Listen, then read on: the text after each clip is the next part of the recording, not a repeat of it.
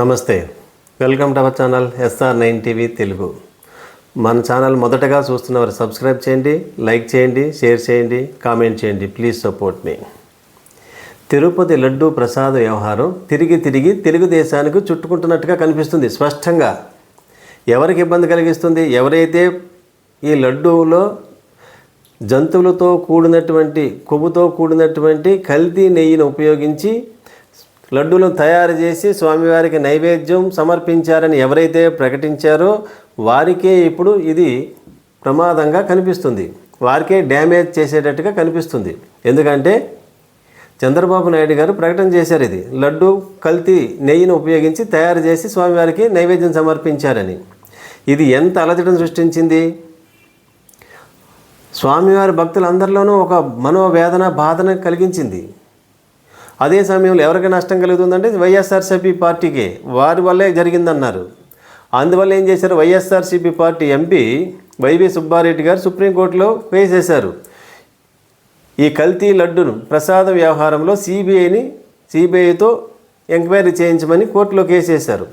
ఆయనతో పాటుగా BJP MP తమిళనాడుకు చెందినటువంటి సుబ్రహ్మణ్య స్వామి గారు కూడా కేసేశారు. అందులో భాగంగా ఈరోజు గౌరవ న్యాయస్థానం సుప్రీంకోర్టులో వాదనలకు వచ్చింది, కోర్టు ముందుకు వచ్చింది.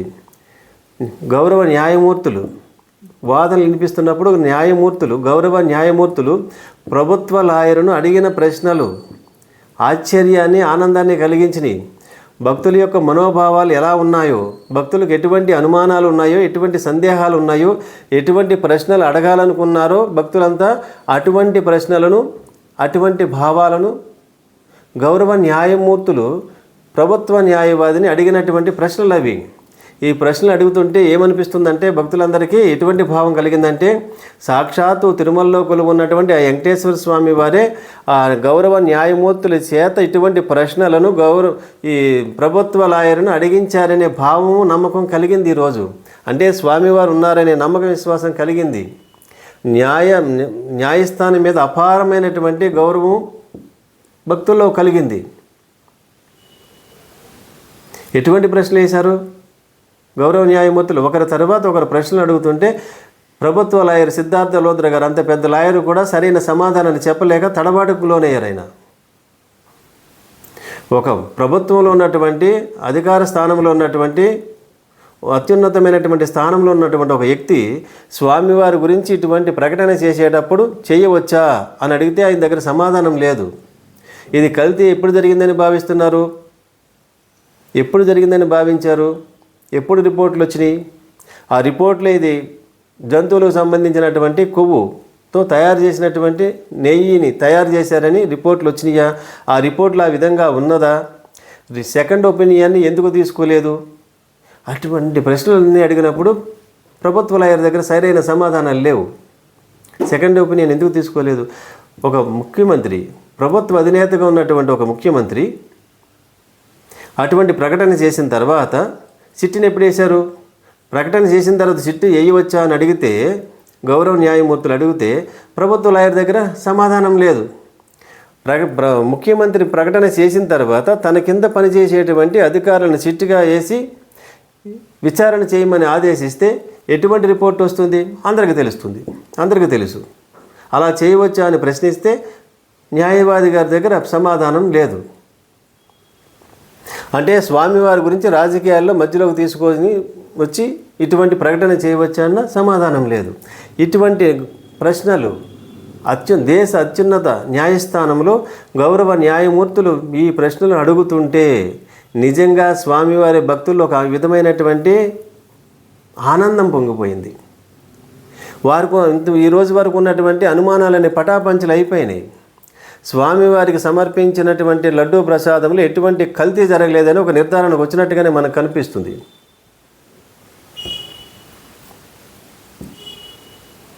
మరి మన ముఖ్యమంత్రి గారు ఎటువంటి ప్రచారం చేశారు? ప్రజలు ఎంత బాధకు లోనయ్యారు, ఎంత అలజడికి లోనయ్యారు ఇన్ని రోజులు.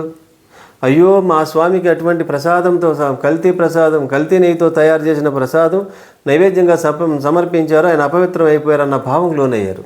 కానీ ఈరోజు జరిగినటువంటి న్యాయస్థానంలో గౌరవ న్యాయస్థానంలో జరిగిన వాదనలు విన్న తర్వాత ఆ అనుమానాలన్నీ పటాపంచలు అయిపోయినాయి. ఇప్పుడు ఇబ్బంది పడుతున్నది ఎవరు? ప్రభుత్వమే ఇబ్బంది ఇరకాటంలో పడింది. ఇప్పుడు ప్రభుత్వం ఎటువంటి సమాధానం చెప్తుంది? కల్తీ జరిగిందని చెప్తుందా, కల్తీ జరగలేదని చెప్తుందా? జరిగిందని ప్రచారం చేసిన తర్వాత జరిగిందని న్యాయస్థానంలో చెప్పగలరా? జరగలేదని చెప్తే ప్రజలు మళ్ళీ ఎటువంటి ఆలోచనలు వస్తాయి? ఇప్పుడు ప్రభుత్వం ఇరకాటంలో పడినట్టుగా కనిపిస్తుంది. ఖచ్చితంగా ఇరకాటంలో పడింది. అదే స్వామివారి లీలా మహత్యం.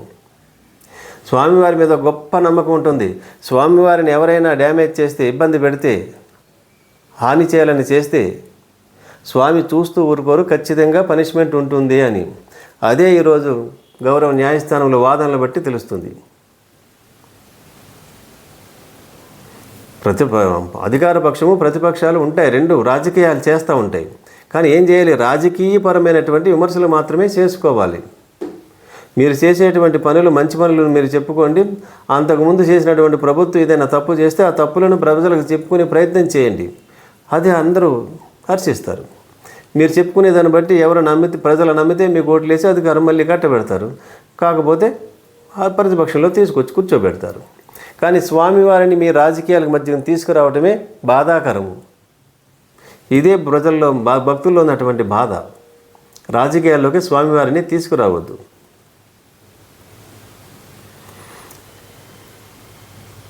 మరి ఇప్పుడు ఏం జరిగింది? ఈరోజు జరిగినటువంటి సంఘటనలు, ఇప్పుడు చంద్రబాబు నాయుడు గారు చేసిన ప్రకటనలు కొంతమంది నమ్మారు.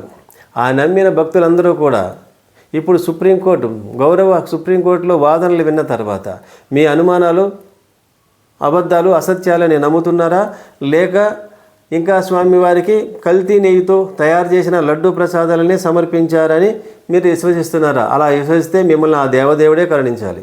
ఇంక మీకు నమ్మకాన్ని కలిగించడం ఇంకెవరికీ సాధ్యం కాదు.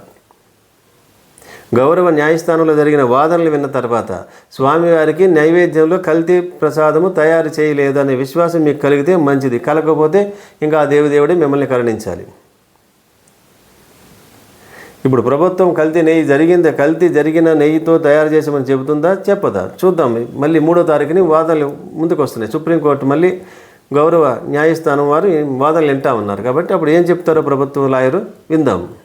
కానీ ఎప్పుడైనా సరే, ఎవరైనా, ఏ అధికార పక్షమైనా ప్రతిపక్షమైనా సరే, అధికారంలో ఉన్నటువంటి ముఖ్యమంత్రి గారు కానీ, మంత్రులు కానీ, ఎమ్మెల్యేలు కానీ, ఎంపీలు కానీ, ప్రతిపక్షానికి చెందినటువంటి నాయకులు కానీ, ఎమ్మెల్యేలు కానీ, ఎంపీలు కానీ, ఎవరైనా సరే ఇక మీదట రాబోయే రోజుల్లో స్వామివారి మీద విమర్శలు చేసి రాజకీయాల్లోకి తీసుకురారని భావిద్దాం. అటువంటి ఆలోచన చేయకండి. అది చేస్తే మీకు మంచిది కాదు, మన రాష్ట్రానికి మంచిది కాదు, ఎవరికీ శ్రేయస్సును కలిగించదు. స్వామివారిని స్వామివారిగానే భక్తి భావంతో, నమ్మకంతోనే, విశ్వాసంతోనే చూడండి. లడ్డూ ప్రసాదం రుచి గురించి అసలు ఎవరూ మాట్లాడకండి. స్వామివారికి నైవేద్యంగా సమర్పించినటువంటి లడ్డూను రుచి అనే భావంతో ఎవరు తినరు. దాన్ని ఎటువంటి భావంతో తింటారు? స్వామివారి ప్రసాదాన్ని నమ్మకంతోనూ, భక్తితోనూ, విశ్వాసంతోనూ మహాప్రసాదంగా తింటాం. మన స్నేహితులు, బంధువులు స్వామివారిని దర్శనం చేసుకుని లడ్డూని తీసుకొచ్చి మనకి ఇస్తే ఆ లడ్డూ రూపంలో స్వామివారు మనం అనుగ్రహించడానికి లడ్డూ రూపంలో వచ్చారన్న భావంతోనూ, నమ్మకంతోనూ ఆ ప్రసాదాన్ని స్వీకరిస్తాం. ఆ రోజు మన ఆనందం అలా ఉంటుంది. కానీ అక్కడ రుచి అనే పదానికి అర్థమే ఉండదు. రుచి అనే పదం ఎక్కడొస్తుంది? మనం ఆకలి తీర్చుకోవడానికి ఏదైనా హోటల్కి వెళ్ళినప్పుడు ఆర్డర్ ఇస్తే ఆ పదార్థాలు రుచిగా ఉన్నాయా లేదా అని చూస్తాం. హోటల్లో మాత్రమే పదార్థాలు మాత్రమే రుచి అని చూస్తాం.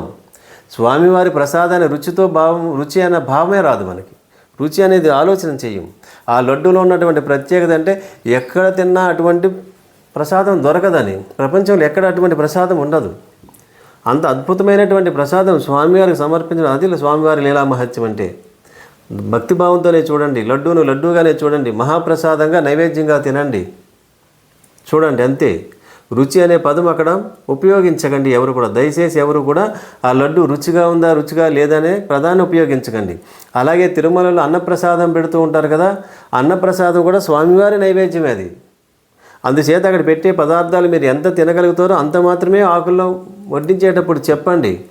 మీకు తినలేనంత పెడితే వద్దని చెప్పండి. అక్కడ ప్రసాదాలను వేస్ట్ చేయవద్దు. దయచేసి సంపూర్ణంగా తినండి, ఆకును క్లీన్ చేయండి, మహాప్రసాదంగా స్వీకరించండి. అప్పుడే మనము తిరుమల యాత్ర చేసినటువంటి సంపూర్ణ యాత్రా ఫలితాన్ని మనము స్వామివారి అనుగ్రహాన్ని మనం పొందగలుగుతాం. అంతేగాని మీరు ఇంటికి వచ్చిన తర్వాత అక్కడ అన్నం పెట్టిన బాగలేదు, లావు అన్నం పెట్టారు, లావు బియ్యం పెట్టారు, మంచిది పెట్టలేదు అని చెడు ప్రచారం మాత్రం చేయకండి దయచేసి. తిరుమల పవిత్రతను కాపాడడానికి మనవంతు కృషి చేద్దాం. స్వామివారి అత్యున్నతమైనటువంటి స్వామివారి స్థానం అది.